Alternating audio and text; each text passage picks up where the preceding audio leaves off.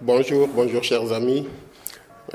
J'ai le plaisir encore de vous retrouver ce matin sur votre chaîne YouTube Positive Africa Radio TV. Positive Africa Radio TV, la chaîne qui booste votre vie. Nous revenons encore dans votre émission Libérer la parole. Libérer la parole qui est une émission de coaching personnel. Une émission qui nous permet de nous libérer, de libérer le potentiel qui est en nous. Une émission qui nous permet de nous booster et d'être nous-mêmes. Et aujourd'hui, nous allons aborder un sujet extrêmement important. Nous allons parler du divin, nous allons parler de Dieu, nous allons parler de notre source originelle. Et c'est pourquoi j'ai intitulé donc cette émission d'aujourd'hui « Je suis celui qui est ». Et je suis Dieu, je suis celui qui est. Certains pourraient crier au scandale et d'autres à l'hérésie en lisant cette affirmation. Et pourtant, c'est la plus grande vérité jamais révélée aux esprits simples et illuminés. Non pas que je sois Dieu en tant que tel, assis quelque part comme un patriarche qui distribue les récompenses ou les punitions. Non. Je suis Dieu dans la quintessence, en tant que source originelle et venant de celle-ci. Je suis la conscience créatrice. Tous les visionnaires, tous les prophètes, les mystiques ont découvert cette grande vérité et c'est pourquoi ils sont si différents des autres. Mais c'est une vérité qu'on ne pourra jamais connaître intellectuellement. Il faut la vivre intérieurement. Ce n'est pas quelque chose de relationnel, de rationnel du moins. Mais la vérité est que nous devons être pareils à notre source originelle. Nous avons souvent une vision erronée de Dieu, que nous considérons comme quelqu'un d'extérieur à nous, détaché de la créature pour la régenter avec un bâton ou une carotte. Non, les amis. Dieu n'est pas à l'extérieur de nous, mais à l'intérieur de nous. Dieu est en nous. Dieu est nous. Je disais dans un chapitre de mon livre Les paroles du silence, une voie vers le bonheur, que Dieu n'a jamais été et ne sera jamais, mais il est.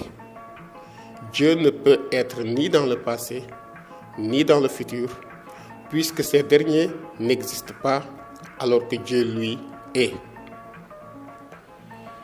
Comment alors quelque chose qui existe, qui est, peut-elle être dans quelque chose qui n'est pas? Dieu défie le temps et l'espace. Il est intemporel et atemporel. Il nous le dit lui-même dans les Écritures. Le nom de Dieu qui reflète mieux sa réalité incompréhensible à l'esprit humain est « Je suis celui qui est ». Nous aussi, étant une partie intégrante de « Je suis », nous sommes tout simplement. Alors mon frère, fais attention lorsque dans ta vie au quotidien tu utilises ce grand nom. Parce que tout ce que tu prononceras avec ce grand nom risque de t'arriver dans ta vie. Il faut que tu en sois conscient dès aujourd'hui. Nous avons l'habitude de dire « Je suis malade, je suis fatigué, je suis pauvre, je suis malheureux ». Sans le savoir, tu t'identifies ainsi à la maladie, à la souffrance, à la pauvreté, au malheur. Non, mon frère. En lieu et place, tu dois apprendre dès maintenant à changer ton langage et tes pensées. Surtout chaque fois que tu utiliseras ce grand nom, dis plutôt « Je suis en bonne santé. Je suis dans la joie. Je suis prospère. » Ainsi, le cours de ta vie changera petit à petit si tu te forces à ancrer cette façon de parler et de penser dans tes habitudes. Tu changeras ainsi ton état de conscience et tu découvriras que Dieu qui est n'a jamais voulu rien de négatif pour l'homme qui est une partie de lui-même. C'est important de canaliser nos pensées et de les maîtriser.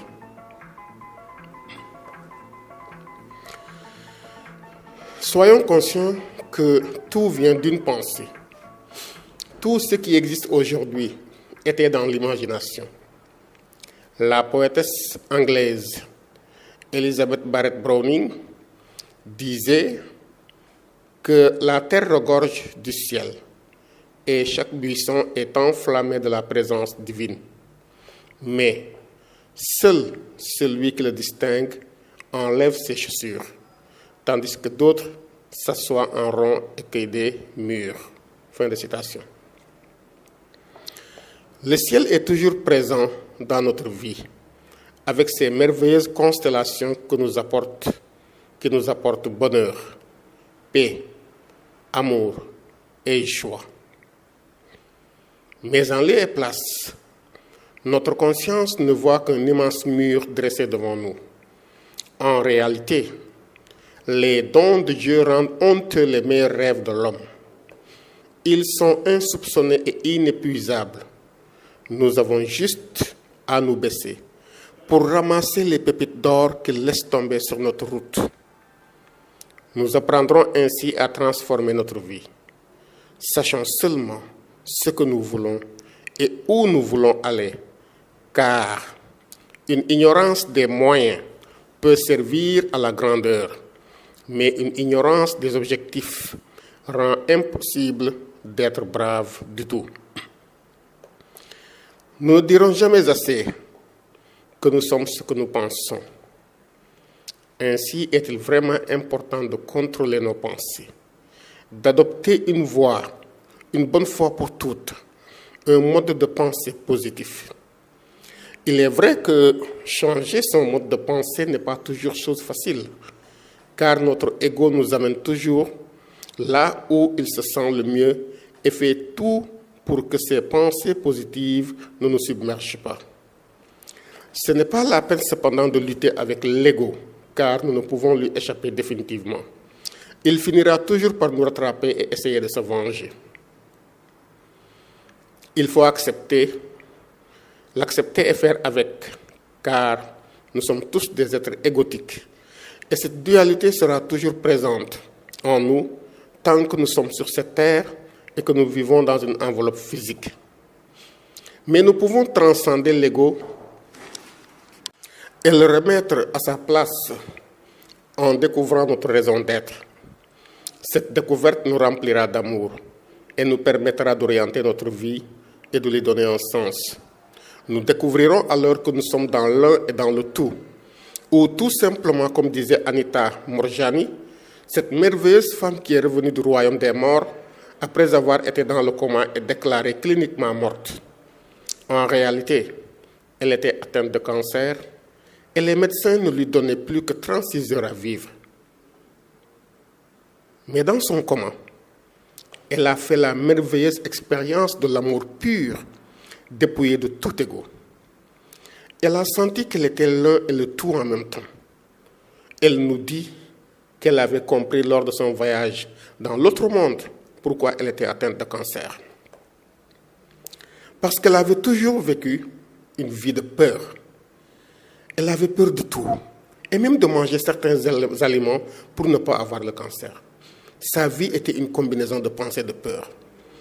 Nous ne sommes pas totalement différents d'Anita dans notre vie de tous les jours.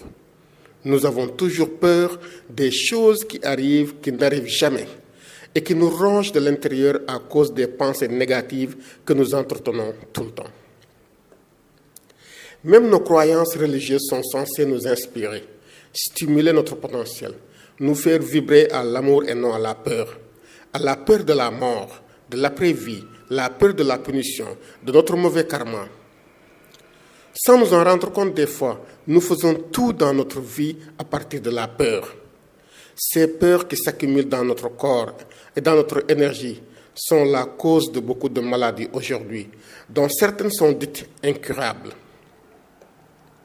Alors, Je demande vraiment de ne pas laisser la peur s'installer en vous, car elle peut créer plus de dommages que vous ne pouvez penser.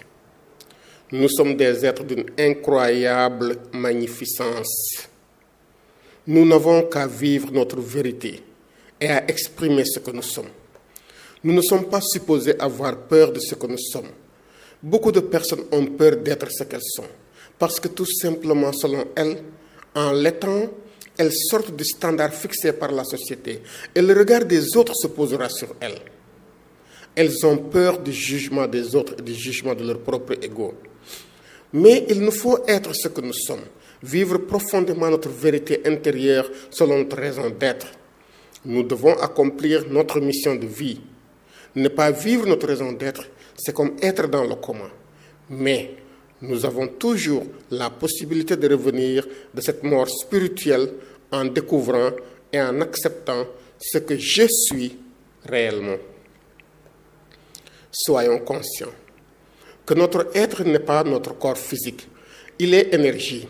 Et cette énergie dépasse le temps, l'espace et la matière. Par nos pensées négatives, nous polluons notre corps physique et notre corps spirituel. Tout est une partie de l'univers. Notre vrai moi n'est pas le corps matériel. Nous sommes esprit et énergie. Oui, nous sommes esprit et énergie. Et c'est ce qui fait que nous soyons l'univers. En effet, nous sommes l'un unis dans le tout. Nous sommes unis vers le tout. L'âme du monde dont je parlais plus haut est en nous et elle nous conduit hic et nunc. Nous n'avons pas besoin de savoir ce que nous avons été ou ce que nous serons. Car en réalité, nous n'avons jamais été et nous ne serons jamais. Par contre, aujourd'hui, nous sommes et une grande opportunité s'offre à nous aujourd'hui. Cette opportunité, cette grande vérité que je veux vous révéler, c'est que vous pouvez obtenir tout ce dont vous avez besoin aujourd'hui même. Vous n'avez pas besoin pour cela d'attendre demain ou après-demain, ou dans un mois, ou un an, ou 10 ans. Non, aujourd'hui, ici et maintenant. À quoi pensez-vous? Quand Jésus, par exemple, dit dans la Bible, c'est pourquoi je vous dis, tout ce que vous demanderez en priant, croyez que vous l'avez reçu et vous le verrez s'accomplir. La prière, mes amis, n'est rien d'autre que la reconnaissance de ce que nous avons déjà. Ce que nous prions est déjà en nous. Et nous avons juste besoin de le reconnaître. Et en le faisant, c'est comme si nous lui intimions l'ordre de se manifester. Ce qui est tout à fait normal, puisque tout ce que je reçois m'appartient, car il vient de la source originelle. Or, je suis une partie intégrante de la source originelle. Je suis dans le tout. Et à ce titre, c'est comme si c'est moi qui me donnais à moi-même ce dont je suis en train de demander. Dans le verset précédent, le grand maître nous révèle une autre vérité tout aussi importante.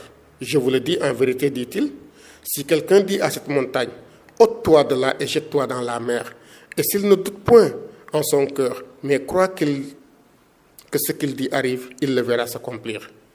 Cette vérité s'est manifestée à l'homme de tout temps. Mais le doute a toujours rempli son cœur et fait en sorte que les fleurs de son cœur ne puissent éclore.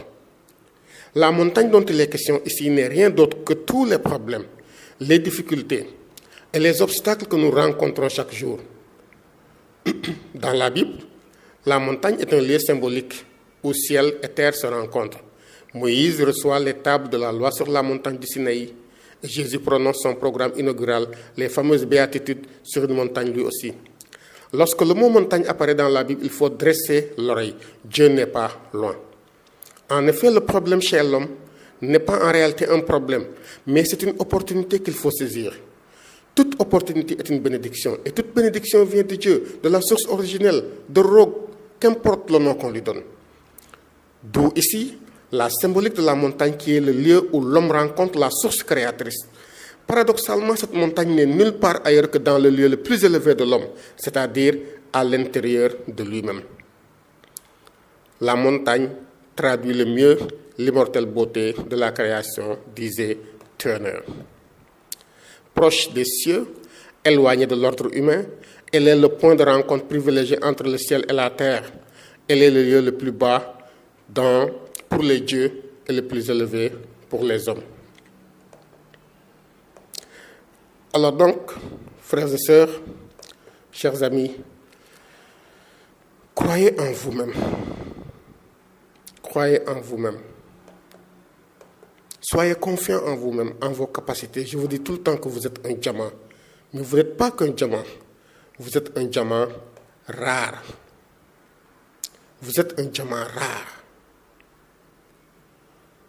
Et si votre foi est intacte, vous pouvez faire les plus grandes choses. Toutes les spiritualités mettent en avant ce principe. Et nous pouvons dire sans risque de nous tromper que rien n'est impossible à l'homme de foi. C'est sans doute ce que voulait dire Nichiren Daishonin lorsqu'il disait que les malheurs de Kyoho Gozen se changeront en bonne fortune.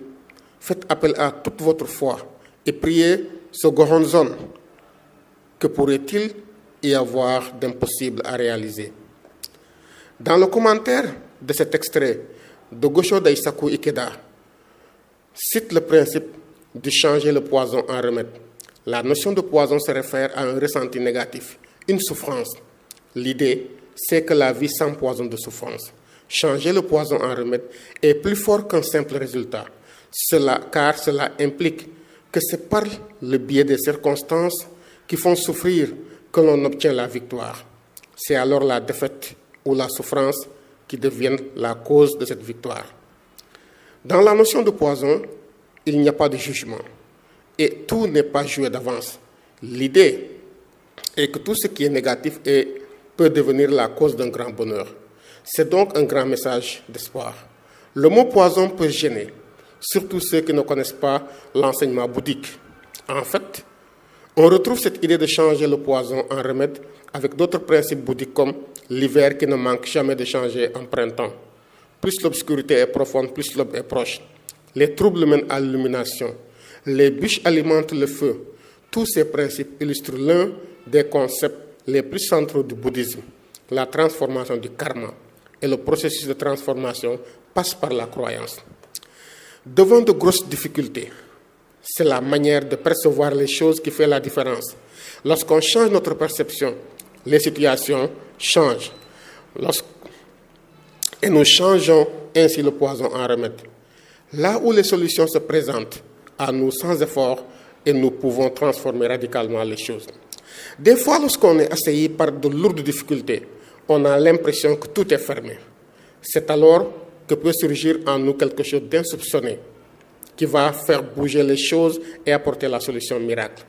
Car en chacun existe quelque chose d'illimité qui ne surgirait pas s'il n'y avait pas la survenance de ces difficultés.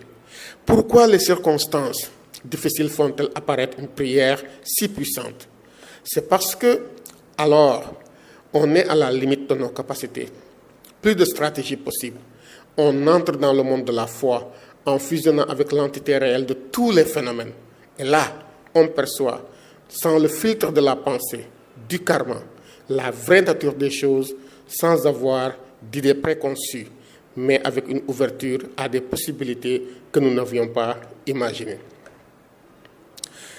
Frères et sœurs, c'est là que nous allons nous arrêter aujourd'hui et nous reprendrons la prochaine fois avec votre émission Libérer la parole.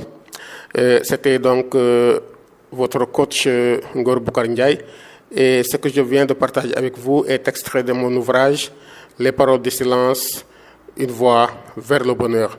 Je vous dis un grand merci. Je vous envoie des milliards d'ondes positives et je vous souhaite une très bonne journée. Vous pouvez toujours suivre nos vidéos sur notre chaîne YouTube Positive Africa Radio TV. Je vous demande de vous abonner pour ne plus manquer aucune de nos vidéos et vous pouvez nous suivre également sur Facebook. Merci et bonne journée à tous.